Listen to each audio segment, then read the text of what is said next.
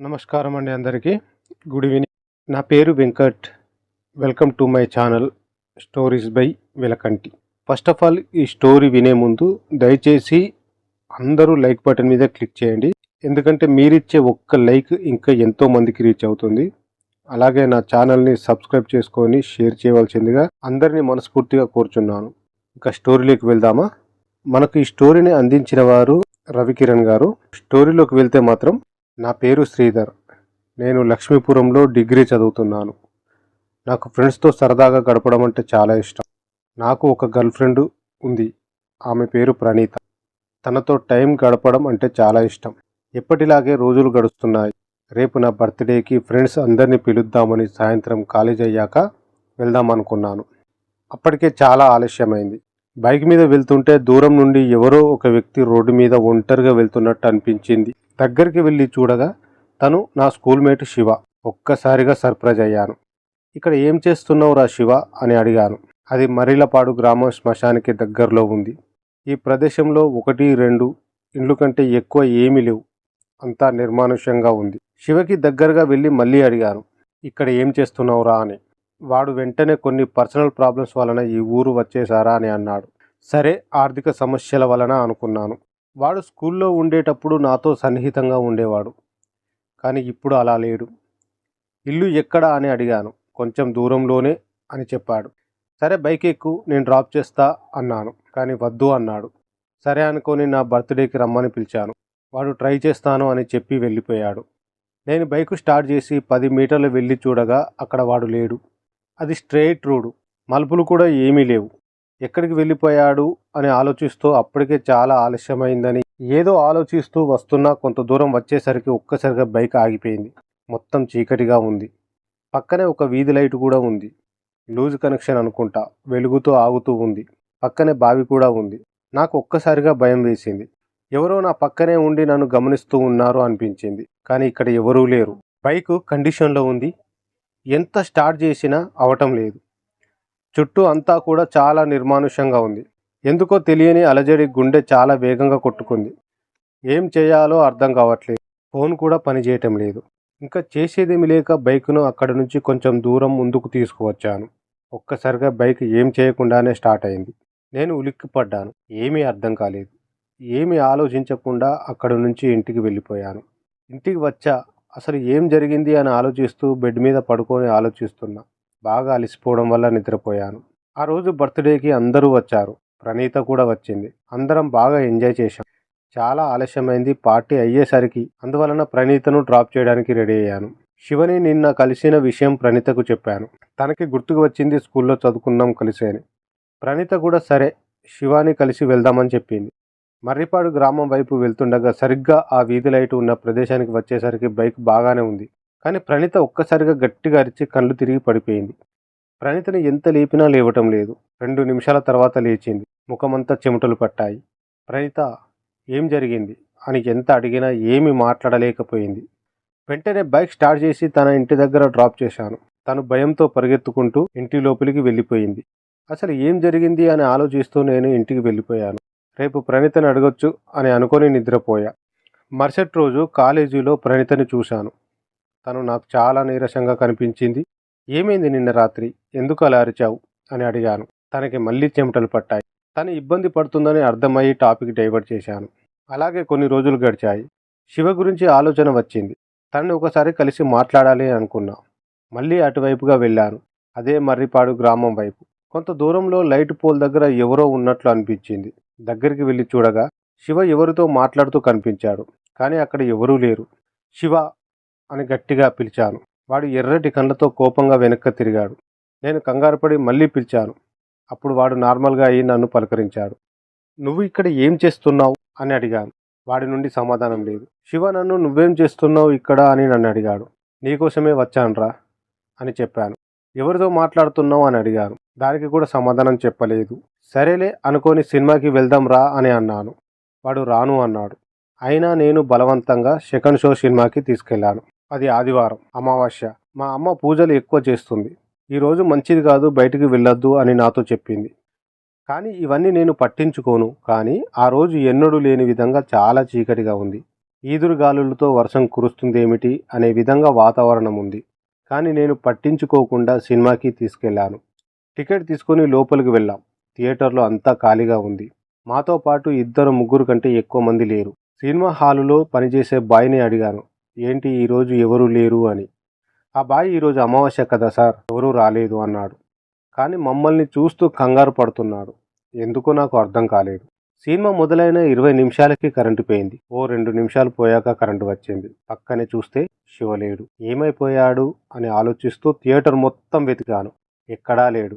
శివుని వెతుక్కుంటూ బయటికి వచ్చేసా. ఒక వ్యక్తి నన్ను చూసి భయపడుతూ వేగంగా సైకిల్ మీద వెళ్ళిపోతున్నాడు. శివ ఏమైపోయాడు? థియేటర్లో పనిచేసే అబ్బాయి నన్ను చూసి ఎందుకు భయపడుతున్నాడు? అసలు ఏం జరుగుతుంది? ఈరోజు ఎలా అయినా అన్ని విషయాలు తెలుసుకోవాలి అని డిసైడ్ అయ్యాను. శివ చెప్పినట్టుగా మర్రిపాడు గ్రామంలో ఉన్న శివ ఇంటికి వెళ్దాం అనుకున్నాను. శివ ఇంటికి వెళ్ళడానికి సరిగ్గా దారి కూడా లేదు. చుట్టుప్రక్కల పొదలతో మొక్కలతో వెళ్ళడానికి వీలు లేకుండా ఉంది ఆ దారి. చుట్టూ పెద్ద మర్రి చెట్టు నిర్మానుష్యంగా ఉంది. ఇంటి దగ్గరికి వెళ్ళి చూస్తే తాళం వేసి ఉంది. కరెంటు కూడా లేదు. చేసేదేమీ లేక మొబైల్ టార్చ్ వేసుకొని ఇంటి లోపలికి వెళ్ళడానికి ఇంకా ఏదైనా దారి ఉందా అని వెతుకుతున్నాను. ఒక పెద్ద కిటికీ తెరిచి ఉంది. కష్టంగా అయినా నెమ్మదిగా లోపలికి వెళ్ళాను. ఇల్లు చూసి ఇక్కడ కూడా మనుషులు ఉంటారా అనిపించింది. ఇల్లంతా బూజు పట్టి ఉంది. ఒక గదిలోకి వెళ్ళి చూడగా ఇక్కడ అగ్ని ప్రమాదం జరిగినట్టుగా గోడలు నల్లగా మసిబారిపోయాయి. ఇక్కడ ఏదో సంఘటన జరిగినట్లు మనసు అనిపిస్తుంది. ఏదో బలమైన శక్తి నన్ను ఆ గది నుంచి బయటికి వెళ్లకుండా చేస్తుంది. గది అంతా వెతుకుతుండగా ఒక మూలన సగం కాలిపోయిన బ్యాగు నాకు కనిపించింది. దగ్గరికి వెళ్ళి బ్యాగు తెరిచి చూడగా కొన్ని అమ్మాయి బట్టలు కనిపించాయి. ఇంకా ఏమీ లేవులే అనుకొని బయటికి వస్తుండగా ఆ బట్టలు లోపల నుండి ఒక డైరీ కింద పడింది. ఆ డైరీలో ఏముంది అని చూద్దామని పట్టుకున్నాను. ఒక్కసారిగా కిటికీ తలుపులు వాటంతటికవే చాలా వేగంగా కదులుతున్నాయి. నేను చాలా కంగారు పడ్డాను. గాలి వలన అలా జరిగి ఉంటుంది అని అనుకొని నా చేతిలో ఉన్న డైరీని తెరిచి చూశాను. డైరీలో మొదట కొన్ని పేజీలు మినహా మిగతా అన్ని పేజీలు కాలిపోయాయి. మొదటి పేజీలో నా పేరు అలియా అని రాసి ఉంది. ఫ్రమ్ గజపతి నగరం అనే ఊరు పేరు కూడా రాసి ఉంది. రెండో పేజీలో ఒక అమ్మాయి ఫోటో కనిపించింది. ఫోటో కాలిపోవడం వల్ల ముఖం సరిగా కనబడటం లేదు. ఆ పేజీలో చివరి వరకు నీతోనే నా జీవితం అని రాసి ఉంది. ఎవరి అమ్మాయి అనే ఆసక్తితో తర్వాత పేజీ తిప్పి చూసి ఒక్కసారిగా షాక్ అయ్యాను. రక్తంతో ఇలా రాసి ఉంది, నాకు దక్కిన ప్రేమ ఇంకెవరికి దక్కకూడదని. ఈ ఫోటోలోని అమ్మాయి ఎవరు? శివ ఇంట్లో దొరకడం ఏంటి? ఇలా చాలా సమాధానం లేని ప్రశ్నలు ఎదురవుతున్నాయి నాకు. ఇంకా అక్కడి నుంచి బయలుదేరి ఇంటికి వచ్చేసి ఈ విషయాన్ని ఆలోచించి అలాగే పడుకున్నాను. కానీ నిద్ర పట్టడం లేదు. అదే ఆలోచనతో పీడకలలు, నిద్ర పట్టడం లేదు. ఇదంతా ప్రణీతకు చెప్పాను. తను ఇవన్నీ ఆలోచించకుండా చదువు మీద శ్రద్ధ పెట్టమని చెప్పింది. కానీ ఆ ఆలోచనలు ప్రశాంతంగా ఉండనేయడం లేదు. అసలు ఏం జరిగింది అనే ఆసక్తి, ఆ అమ్మాయికి ఏమైందని బాధ నా ప్రయాణాన్ని మొదలుపెట్టేలా చేసింది. శివ సొంత ఊరికి వెళ్ళి ఎంక్వైరీ చేద్దాం అని బయలుదేరాను. శివ ఇంటి అడ్రస్ కోసం అక్కడ ఉన్న పెద్ద మనుషులను అడిగాను. వారు నా వైపు కోపంగా చూస్తూ, ఎవరు నువ్వు, ఎక్కడి నుండి వస్తున్నావు, శివకి నీకు సంబంధం ఏమిటి అని ప్రశ్నలు వేశారు. నేను పట్నం నుంచి వస్తున్నా, శివ స్కూల్మేట్ని అని. అప్పుడు వారు నాకు అడ్రస్ చెప్పారు. మొత్తానికి ఇంటికి చేరుకున్నా. అది చాలా చిన్న ఇల్లు. ఇంట్లో ఎవరైనా ఉన్నారా అని అడిగాను. కానీ నాకు ఎలాంటి సమాధానం రాలేదు. నేను తలుపులు తీసి లోపలికి వెళ్ళగానే ఒక వ్యక్తి మంచంపై పడుకొని ఉన్నాడు. అతని దగ్గరికి వెళ్ళి శివ ఉన్నాడా అని అడిగాను. అతను ఎవరు బాబు నువ్వు అని అడిగారు. నేను శివ ఫ్రెండ్ని, తనని కలవటానికి పట్నం నుండి వచ్చాను. ఆయన ఏడుస్తూ, నేను శివ తండ్రిని, వారం రోజులుగా శివ కనిపించటం లేదు బాబు అని ఏడుస్తున్నాడు. చిన్నప్పుడే తల్లి చనిపోయింది. తల్లి లేకుండా ఒంటరితనంలో పెరిగాడు అమాయకుడు. ఊర్లో అందరూ నా కొడుకు ఎవరో అమ్మాయితో లేచిపోయాడు అని అంటున్నారు. నా కొడుకు అలాంటి వాడు కాదు బాబు అని నా చేతిని పట్టుకొని బాధపడుతున్నాడు. శివకి ఎవరైనా ఫ్రెండ్స్ ఉన్నారా బాబాయ్ అని అడిగాను. లేరు బాబు, వాడు ఎవరితో కూడా చనువుగా ఉండడు. ఎప్పుడు ఏదో ఆలోచిస్తూ ఒంటరిగానే ఉంటాడు. సరే అనుకొని శివ తండ్రికి ధైర్యం చెప్పి అక్కడి నుండి వచ్చేద్దాము అనుకొని వెనక్కి తిరిగి చూస్తే ఒక ట్రంక్ పెట్టె కనిపించింది. నేను దగ్గరికి వెళ్ళి తెరిచి చూశాను. దానిలో గ్రీటింగ్ కార్డ్స్, కొన్ని గిఫ్ట్స్ ఉన్నాయి. కానీ వాటిపై ఎవరి పేర్లు లేవు. ఏమైనా సమాచారం దొరుకుతుంది అనుకున్నా కానీ ఏమీ దొరకలేదు. నేను నిరాశతో అక్కడి నుండి వచ్చేశా. ఎవరైనా ఎంక్వైరీ చేసి జరిగిన విషయాన్ని తెలుసుకుందాం అనుకున్నా. శివ చదివే కాలేజీకి వెళ్ళాను. అక్కడ కొందరు స్టూడెంట్స్ కాలేజీ బయట ఉన్నారు. వారిని శివ కోసం అడిగాను. అందులో ఒకరు శివ కోసం కొన్ని ఆసక్తికరమైన విషయాలు చెప్పాడు. శివ ఎవరితో మాట్లాడేవాడు కాదు. ఎప్పుడు సైలెంట్గానే ఉండేవాడు. మేము మాట్లాడదామని ప్రయత్నించినా రెస్పాండ్ అయ్యేవాడు కాదు. కానీ శివని ఎవరో ముస్లిం అమ్మాయితో మా ఊరి బ్రిడ్జి మీద మాట్లాడడం కొన్నిసార్లు చూశాను అని చెప్పాడు. ఆ అమ్మాయి బుర్కా వేసుకోవడం వలన ముఖం ఎప్పుడు చూడలేదు అని చెప్పాడు. ఆ స్టూడెంట్ చెప్పిన దాన్ని బట్టి చూస్తే ఒకరిని ఒకరు ప్రేమించుకుంటున్నారేమో. ఇంట్లో తెలియడం వలన ఊరు వదిలి పారిపోయి ఉంటారు అని అనుకున్నాను. అయితే అలియా ఏమైంది? ఆ ఇంట్లో ఏం జరిగింది? డైరీలో అలా ఎందుకు రాసి ఉంది? శివకి అలియాకి ఏమి జరిగి ఉంటుంది? ఎవరైనా ఏమైనా చేసి ఉంటారా? ఇలా అనేకమైన సమాధానం లేని ప్రశ్నలతో సతమతం అవుతున్నాను. అప్పుడే అలియా డైరీలో గజపతి నగరం రాసి ఉంది అనే విషయం గుర్తుకొచ్చింది. అక్కడికి వెళ్తే ఏమైనా సమాచారం దొరుకుతుంది అని అక్కడికి బయలుదేరాను. ఆ ఊరిలో ముస్లిమ్స్ ఎక్కువగా ఉండే వీధికి వెళ్ళాను. కొందరిని అడిగే ప్రయత్నం చేశా, కానీ ఎవరు సమాధానం చెప్పటమే లేదు. ఒక పెద్ద బంగ్లా కనిపించింది. అక్కడ కొందరు ముస్లింలు కనిపించారు. అలియా కోసం అడిగాను. వారు నాపై చాలా కోపంగా, ఇక్కడ అలియా అనేవారు ఎవరు లేరు, నికల్ యహాసే అని దురుసుగా ప్రవర్తించారు. కానీ బంగ్లా కిటికీ దగ్గర ఒక పెద్ద ఆమె ఏడుస్తూ కనిపించారు. అలియా తల్లి అయ్యుంటుంది అని చేసేదేం లేక అక్కడి నుండి వచ్చేసా. ఇప్పటి వరకు తెలుసుకున్న సమాచారం బట్టి శివ అండ్ అలియా లవర్స్. అలియా పెద్ద ఇంటి అమ్మాయి కాబట్టి వారి ఇంట్లో ఒప్పుకోలేదు.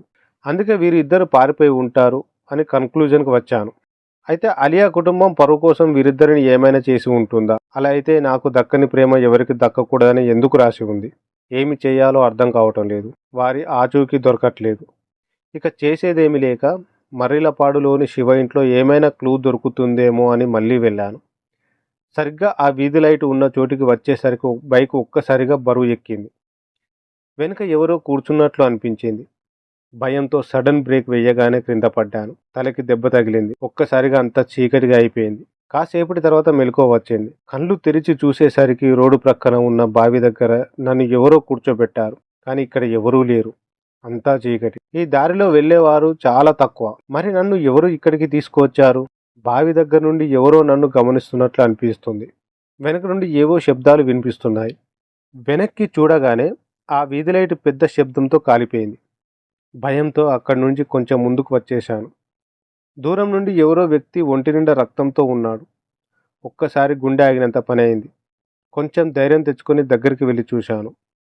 చూసి ఒక్కసారిగా షాక్ అయ్యాను. శివ ఒంటి నిండా గాయాలతో కనిపించాడు. తన చేతిలో ఉన్న పదునైన కర్రతో తనను తాను గట్టిగా పొడుచుకొని కనిపించాడు. శివ నా కళ్ళలోకి చూస్తూ పైశాచికంగా నవ్వుతున్నాడు. నా కాళ్ళు చేతులు వణికిపోతున్నాయి. తన తలని అక్కడ ఉన్న కరెంటు స్తంభానికి గట్టిగా కొడుతున్నాడు. రక్తం ధారలా కారుతుంది.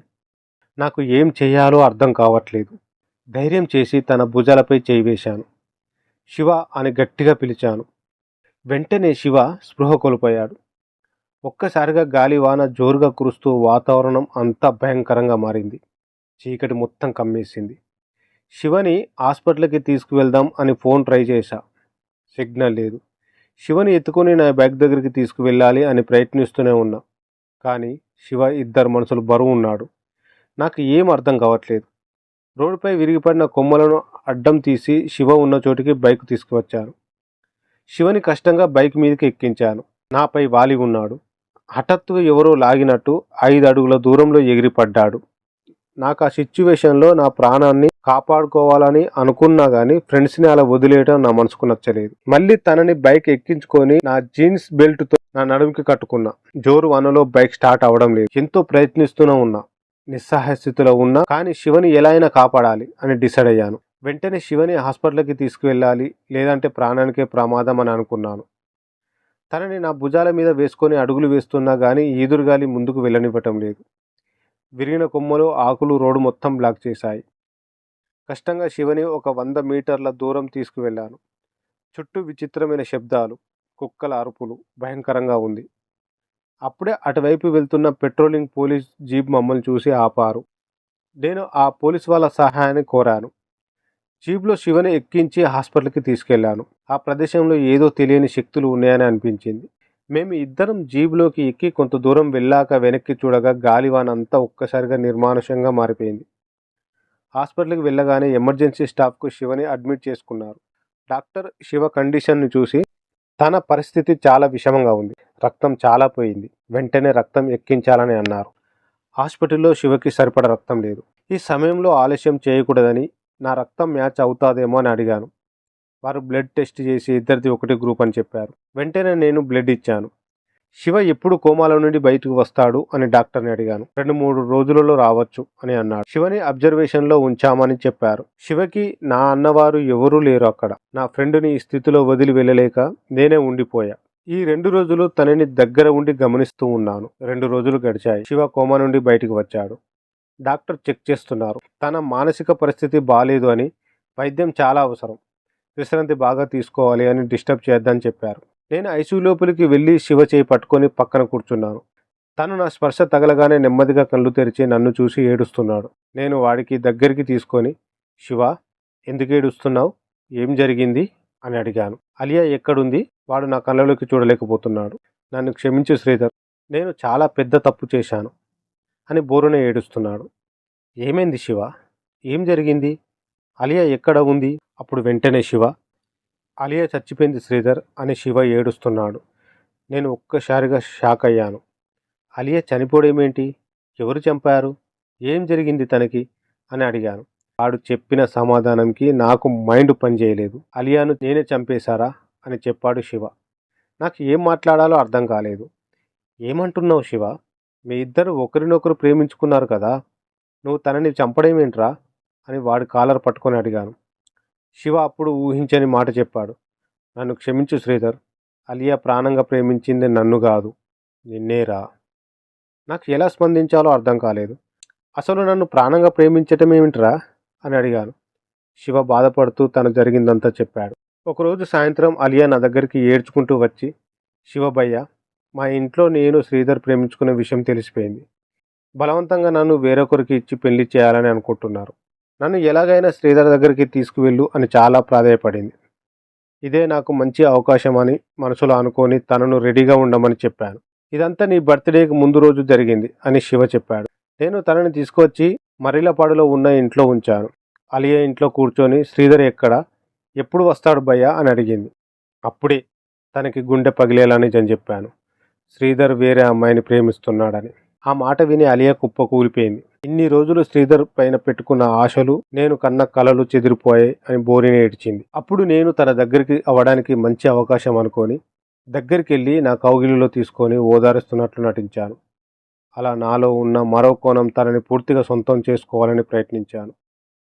తనకి అనుమానం వచ్చి నన్ను దూరంగా నెట్టేసింది. భయ్యా, ఏం చేస్తున్నావు? ఏంటి నువ్వు చేస్తుంది అని అడిగింది. అప్పుడు నాలో ఉన్న రాక్షసుడు తనని ఎలాగైనా దక్కించుకోవాలని తనని బయటికి పోకుండా డోర్స్ అన్నీ మూసేశాను. నా మనసులో మాట తనకి చెప్పాను. అలియా, నువ్వంటే నాకు ఇష్టం, నేను నిన్ను ప్రేమిస్తున్నాను, నువ్వే కావాలి అని చెప్పాను. అలియా భయపడుతూ కోపంగా, ఏం మాట్లాడుతున్నావు శివభయ్య? నీలో నా అన్నని చూసుకున్నాను, నువ్వు నన్ను ఇలా అనుకుంటావా? చాలా తప్పు భయ్యా అని ఏడుస్తూ నా వైపు చూసింది. నువ్వు ఏమైనా అనుకో, కానీ నేను నిన్ను వదులుకునే ప్రసక్తే లేదు. నీలాంటి అందమైన ప్రేమించే అమ్మాయిని నేను వదులుకోను అని అన్నాను.